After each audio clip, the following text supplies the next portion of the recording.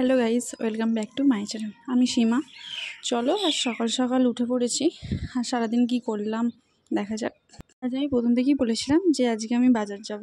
এটা কালকের ভিডিও, আমি কিছু কারণের জন্য দিতে পারিনি, তাই আজকে দিলাম।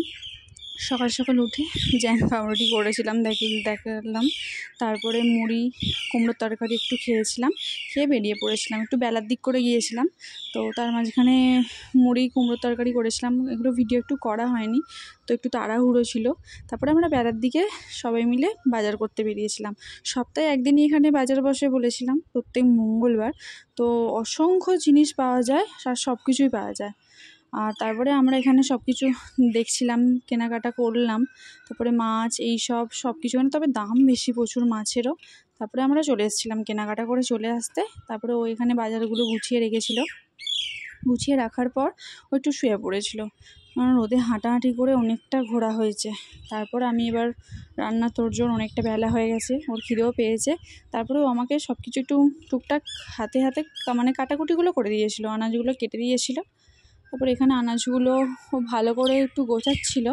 তারপরে সেই টাইমে আমি মাছটাকে ভালো করে ধুয়ে নুন হলুদ একটু লঙ্কা মাখিয়ে এবার আমি ভাজতে আরম্ভ করলাম। কি বলো তো, সারাদিন এইভাবেই কেটে যায়, তো আমি বেরোই না সেরকমভাবে কোথাও। বাট তাও মনে হলো যে না, তাহলে বাজারটা যাই। তারপরে এখানে ও বললো তাহলে একটু তরকারিও করো পুঁই শাক আলু দিয়ে, তো তার জন্য এটা করেছিলাম। তো এখানে পরপর টুকিটাকি সবই করছিলাম। তো এখানে আমি পরপর করছি, তো একটু তো দেরি হবেই, তো একটু রেগে গিয়েছিলো কারণ খিদে পেয়ে গিয়েছিলো।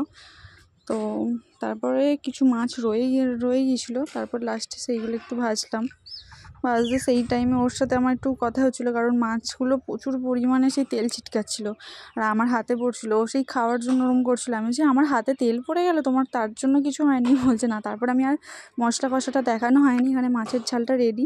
তারপরে ও আবার বললো যে এরকম একটু পটল একটু করলা ভাজো, তো ও কেটে দিয়েছিল। তারপর আমি একটু ভেজে দিলাম। এগুলো ভাজতে ভাজতে এইভাবেই সময়টা কেটে গেল। তো এখানে তারপরে ভাজাভুজি, করলা ভাজা, পটল ভাজা, মাছের ঝাল রেডি, বাট তরকারিটা হয়ে ওঠেনি। ও খেতে বসে গিয়েছিলো কারণ ও সকাল থেকে কিছু খায়নি, ওর খিদে পেয়ে গিয়েছিলো। তো তরকারিটা ওর খাওয়ার শেষ হওয়ার আগে পর্যন্ত হয়ে গিয়েছিলো। যাক, তো একটু তাড়াতাড়ি করছিলাম। এখানে তো কোনো কিছু মশলা টশলা দিই না, কারণ শুধু পেঁয়াজ দিয়ে আর 5 ফোড়ন দিয়ে করি। কারণ এখানে মশলা বাটার জন্য শিল বা নোড়া এরকম নেই, শুধু আদা রসুন যা করে একটু মাংস বা মাছ ডিম এইসব হলে ওই একটু থেতে করে করা হয়।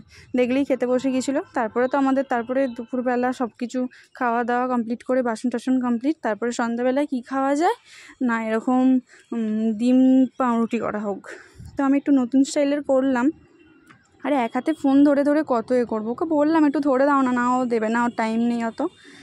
তারপরে আমি এগুলো এইভাবে ফেটিয়ে নিয়েছিলাম, কিছুই ছিল না, পেঁয়াজ আর কাঁচা লঙ্কা দিয়ে করেছিলাম। তারপরে পিস কেটে পাউরুটিগুলোকে এইভাবে করেছিলাম। ফোনে দেখলাম নতুন স্টাইলের, কিন্তু সেই মতো হয়নি, বাট তাও খেতে ভালোই হয়েছিল। তো এইভাবে একটা একটা করে নিলাম। তারপরে যে অংশটা কেটে রেখেছিলাম সেটা আবার ওপর দিয়ে চাপিয়ে দিয়েছিলাম।